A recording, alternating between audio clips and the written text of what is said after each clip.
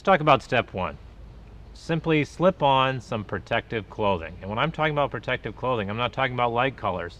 Those are the kind of colors that don't absorb the sun well, and basically the ultraviolet A and B light goes right through. And I'm not talking about a light colored long sleeve shirt. That really does nothing for you. So here are some colors you should look for. Long sleeve, for example, green. Hey, that works well. Even a lighter color we call a surfer shirt. Protects the front and the back and the arms. Works real well to block out those UVA and UVB rays. And my favorite, my blue long sleeve shirt that I can take to the beach where I know I'm going to be protected from ultraviolet A and B light.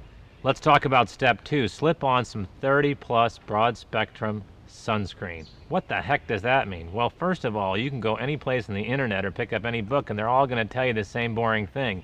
You need to use enough sunscreen each time to fill up a shot glass. Well, I only like to use my shot glass for drinking, so that doesn't work for me. What I want you to remember is you need to apply enough sunscreen that basically provides still a thin film or coating on your skin. The second thing I want you to look for is 30 plus, even higher. I don't mind if you buy a 50 or a 70. The higher you go with that, the better. Now, what does SPF of 30 or 50 mean? It means it's basically blocking out the ultraviolet B rays. But what about the ultraviolet A rays we talked about earlier? That's why you have to look on the label for something that says broad spectrum. If it says broad spectrum protection, that means your sunscreen protects against both UVA and UVB light. So look for all types of sunscreens out there with an SPF of 30 plus, broad spectrum, and if you're having trouble with an adult formula, just pick up a children's or a kid's formula or pick up a sunscreen spray and you'll be protecting yourself from ultraviolet A and B rays. Okay, step three. Time to slap on a SunSmart hat. What the heck does that mean? I'll tell you what it means. It means these baseball caps, even though you might look good in them, they are a no-no.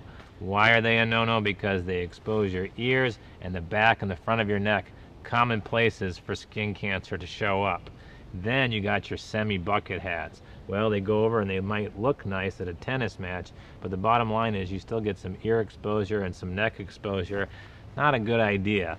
My favorite are the broad brim hats. And broad brim hats, you can see, they do great coverage in the front and the back and also protect the ears.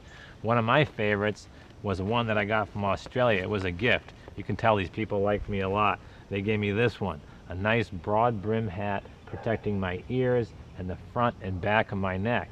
And for kids out there, you can think of Legionnaire hats. Legionnaire hats are the ones that completely cover the ears and completely cover the neck. They're easy to pick up at most stores. So remember, when you put on a hat, think wide or broad brim. I know, buddy. I know you want to lick that.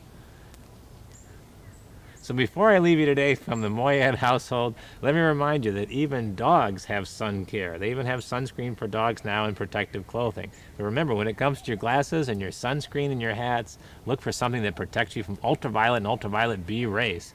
And finally, there's so much more information on the website. It's the Dr. Moyad column on your website. You can go to it. There must be 10 pages of information from A to Z covering all aspects of sun protection for you and your kids. Have a great summer and stay away from the ultraviolet A and B light. Say goodbye, Chauncey.